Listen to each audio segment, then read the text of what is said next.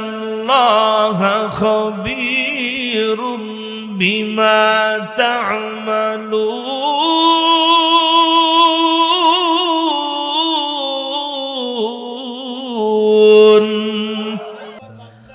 ফরিদপুরের যুবক ভাইরা শোনো, আল্লাহ পাক রব্বুল আলামিন বলেন, ইয়া আইয়ুহাল্লাযীনা আমানুত্তাকুল্লাহ।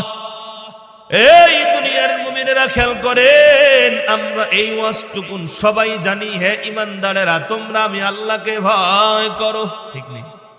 এতটুকু ওয়াজ আমাদের মুখস্থ আছে না নাই? তো আমি এই দিকে আর যাব না, এবার সামনে আগার। আল্লাহ বলতেছেন, ওয়াল তানদুর নাফসুম মা কদ্দামাত লিগাদিন। আল্লাহ বলতেছেন, গোলাম, আমার গোলামেরা শোনো, নাফসুন নাফসুন, প্রত্যেক ব্যক্তিকে আমার আল্লাহ ডেকে ডেকে বলেন। লিগাদিন, গদান মানে আগামীকাল। আমার গোলামেরা শোনো, প্রত্যেক ব্যক্তি যেন দেখে। দুনিয়ার মুসলমান কি দেখবে? আল্লাহ বলতেছেন, গোলাম রে, ওয়াল তানদুর নাফসুম মা কদ্দামাত লিগাদিন, আগামীকালের জন্য অর্থাৎ পরকালের দিনের জন্য তুমি কি সঞ্চয় করেছো, একটু তোমার নিজের হিসাব তুমি নিজে লাগাও। কথা কার? জোরে জোরে বলেন, কার? আল্লাহ বলতেছেন প্রত্যেক ব্যক্তি যেন তার নিজের হিসাব লাগায়। এই ফরিদপুরের মুসলমান যুবক ভাইয়েরা শোনো, আজকে দুনিয়ার জমিনে ছোট ছোট ব্যবসায়ী যারা আছে, ব্যবসায়ীর কাছে দেখবেন লম্বা একটা খাতা থাকে, যেই খাতাটার নাম হলো টালি খাতা। আমার ওয়াজ কি বুঝতেছেন আপনারা? দুনিয়ার মুসলমান বাবারা এই টালি খাতা একটা থাকে, খাতার মধ্যে তারা হিসাব করে। ছোট ছোট ব্যবসায়ী যারা, তারা সকাল থেকে রাত্র 9টা-10টা পর্যন্ত বেচা বিক্রি করার পরে হিসাব লাগায়, সারাদিন কত টাকা বিক্রি করলাম আর কত টাকা বাকি দিলাম, নগদ বেচলাম। কথা ঠিক না? 5টা টাকার হিসাব যদি 19-20 হয়, লড়বড়া হয়, তো এক হিসাব 5 বার করে। ঠিক না? ঠিক না? দুনিয়ার মুসলমান ইমানদার আল্লাহর গোলামেরাও, আইএফআইসি ব্যাংকে আমার একজন পরিচিত ভালো ক্লোজ মানুষ আছে, দুনিয়ার মুসলমান। হঠাৎ করে দেখা, একদিন বলতেছে, হুজুর গতকাল উপর দিয়ে ঝড় গেছে। কেন? কই ব্যাংকের প্রায় 15 জন সদস্য মিলে হিসাব মিলাইতেছি, সব হিসাব ঠিক আছে, শেষে গয়া 50 পয়সার হিসাব মেলে না। কয় পয়সা? 50 পয়সার হিসাব মিলাইতে গিয়া আমাদের ব্যাংকের মধ্যে 15 জন মানুষ 7.5 ঘন্টা টাইম ব্যয় করছে। এরপর হিসাব মিলাইছি, কারণ হিসাব না মিলাইলে এখন বলুন 50 পয়সা কোনো হইলো, এটা একটা 50 পয়সা, এটা আমি তো দিয়ে দিতে পারি। টাকাটা বড় কথা নয়, হিসাব মেলানোটা বড় কথা। কথা বলেন ঠিক কিনা? অনেক মানুষকেই দেখতেছি, মুরব্বী চাচা, এই জন্যই বয়ানটা নির্ধারণ করেছি। ঘরের মধ্যে বসে অন্য বয়ান করার খেয়াল করেছিলাম, আইসা দেখলাম অধিকাংশ শ্রোতা আমার মুরব্বী। সব বয়ান সব জায়গায় চলে না, ঠিক না? যুবকদের জন্য এক ওয়াজ, মহিলাদের জন্য এক ওয়াজ, ছোট বাচ্চাদের জন্য আর এক বয়ান। সব পরিবেশে একরকম বয়ান করা যায় না, আর আলেমদের পরিবেশ হলে আর এক রকম বয়ান, ঠিক না? দুনিয়ার মুসলমান ইমানদার আল্লাহর গোলাম, আল্লাহ পাক রব্বুল আলামিন যেই কথাটা বলতেছেন, আমি এইটা একটু আপনাদের মাথার মধ্যে, মগজের মধ্যে ঢুকায় দিতে চাই। কি কথা আল্লাহ বলতেছেন? প্রত্যেক বান্দা যেন চিন্তা করে। কি করে? কি চিন্তা? কি চিন্তা জানো? ওই দিনের চিন্তা, পরকালের চিন্তা। ওই দিনের জন্য গোলাম তুই কি সঞ্চয় করেছ, তোর দৈনন্দিন জীবনে তুই একটু হিসাব লাগাও। কি লাগাও? তো বলতেছিলাম, ছোট ছোট দোকানদাররা তারা দিনের হিসাব দিনে কমপ্লিট করে, আর একটু বড় যাদের ব্যবসা তারা মাসে একবার হিসাব কমপ্লিট করে। কথা কোন ঠিক না? ঠিক। বড় বড় মিল ফ্যাক্টরির মালিক যারা আছে, মুমিন ও মুসলমান বাবাজির আমার, খেয়াল করে দেখবেন বড় বড় গার্মেন্টস মিল ফ্যাক্টরির মালিক যারা বছরে বছরে তারা একবার হিসাব কমপ্লিট করে, ঠিক কেনা বলে? এখন আমি আপনাদের সামনে একটা প্রশ্ন রেখে দিয়ে গেলাম, ও মুরব্বী চাচা, দাড়িগুলো পেকে গেল, দাঁতগুলো পড়ে গেল, চুলগুলো কত সুন্দর ছিল, আজকে চুলগুলো কালো, চুলগুলো আজকে সাদা হয়ে গেল। তোমার চামড়াগুলো কত টাইট ছিল রে দাদা, ও মুরব্বী চাচা ভালো করে শোনো, সেই সাদের চামড়াগুলো ঝুলিয়ে গেল। ও পর্দার আড়ালের মায়েরা, স্বামীর বাড়িতে নতুন এসেছো, এক চেহারা দিনের মধ্যে কতবার আয়নায় দেখেছো, কত সুন্দর চুল তোমার ছিল, চুলগুলো কোথায় গেল? রূপের সৌন্দর্য কোথায় গেল রে মা? আজকে বয়স 60, 70, 80 পর্যন্ত হয়ে গেল। আমার আল্লাহ যে বলছেন, গোলাম তুই তোর জিন্দেগির হিসাব লাগাও, পরকালের চিন্তা অন্তরে ঢুকাও। ও চাচা বলেন তো, আমরা আমাদের জীবনের হিসাবটা একদিনের জন্য কি করেছিলাম? একদিনের হিসাব তুমি লাগাও। ও দুনিয়ার মুমিনেরা, শোনো শোনো শোনো, চিন্তা এমন একটা জিনিসের নাম, চিন্তা এমন একটা মেডিসিনের নাম। চিন্তা, যে কোনো একটা জিনিসের চিন্তা যদি একবার মাথায় ঢোকে, এই জিনিসটা ক্লিয়ার না হওয়া পর্যন্ত খাইতেও পারে না, ঘুমাইতেও পারে না। কথা ঠিক কিনা বলেন? বলেন তো, যে কথাগুলো বলতেছি উপলব্ধি করার দরকার আছে না?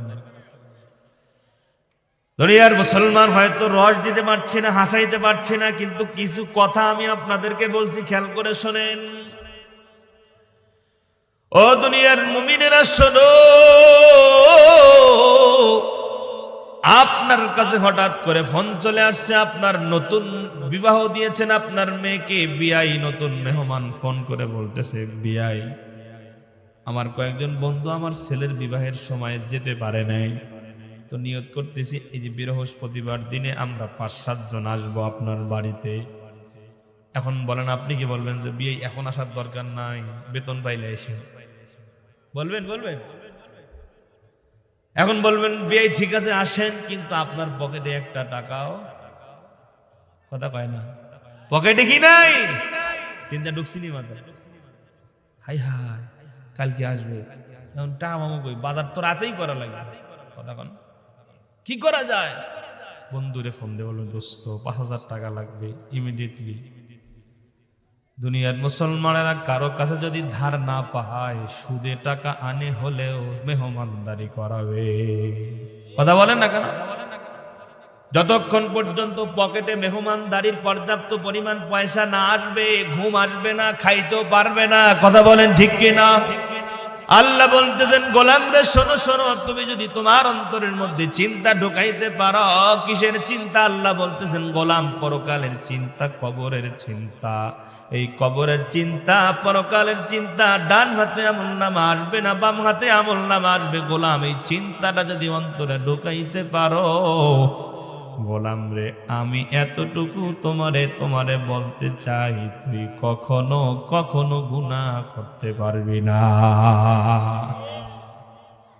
কবরে আমার কি হবে চিন্তার দরকার আছে না নাই? চিন্তা করে দেখো না, কবরে কি যাইবা না, যাওয়া লাগবে কিনা বলেন? এ দুনিয়ার সবই পর, কবর যে তোর আসল ঘর। এ দুনিয়ার সবই পর, কবর যে তোর আসল ঘর। কেমনে সেথায় থাকবি পরে, শুধুই মাটির বিছানা। চিন্তা করে দেখো না, কবরে কি যাইবা না। একটু বলেন না বাবা, ওই কবরের চিন্তা করার দরকার আছে না নাই? দুনিয়ার মুমিনেরা শোনো, ডান হাতে আমলনামা আসবে নাকি বাম হাতে আমলনামা আসবে রে মুসলমান?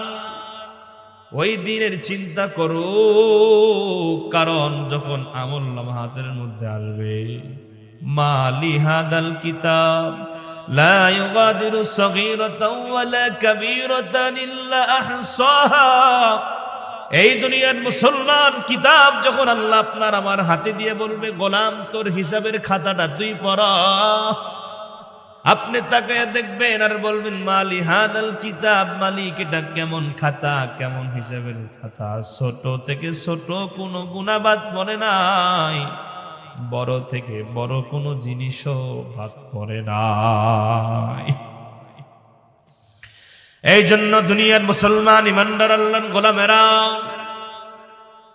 তো এতক্ষণ পর্যন্ত যতটুকু বয়ান শুনলাম, আমরা একটা জিনিস মাথার মধ্যে ঢুকাবো, সেটা হলো আমার কবরে কি হবে, আমার হাসরে কি হবে, আমার হাতে ডান হাতে আমলনামা আসবে না বাম হাতে আমলনামা আসবে, এই চিন্তা করে দুনিয়াতে কদম ফালাবো ইনশাআল্লাহ।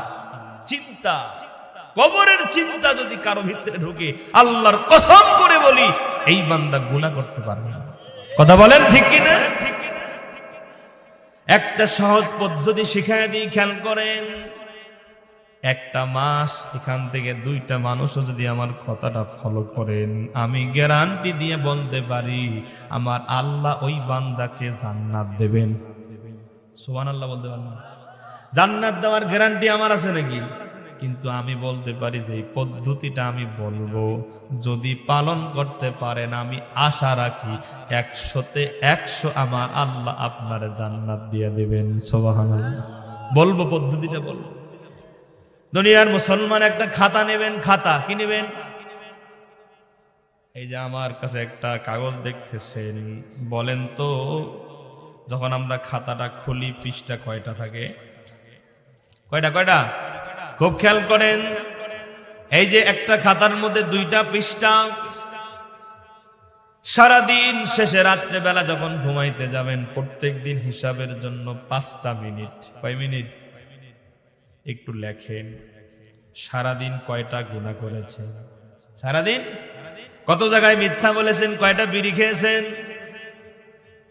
কার কার জমির মধ্যে গিয়া জমির সীমানা কেটেছেন। এক কথায় যত গুনাহ আছে এক পাশে লেখেন, আর এক পাশে নেকিগুলো লেখেন, আল্লাহর বিধান কয়টা পালন করেছেন।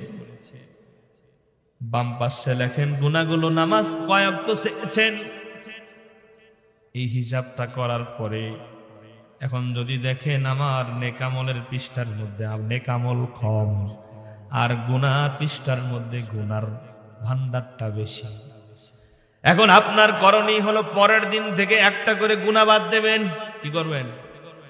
একটা করে গুনাহ বাদ দাও। মুসলমানেরা যদি একটা করে গুনাহ বাদ দিতে পারেন, বাদ দিতে দিতে দিতে দিতে গুনার পৃষ্ঠাটা যদি সাদা বানাইতে পারেন, আর নেকির পৃষ্ঠাটা যদি পূর্ণ করতে পারেন, এই গুনার পৃষ্ঠাটা সাদা বানায় আল্লাহর কোন গোলাম যদি কবরে যায়, আমি এতটুকু আশা করতে পারি আমার আল্লাহ কবরে যাইতে দেরি হবে, কবরটা জান্নাতের বাগান বানাইতে দেরি করবে না।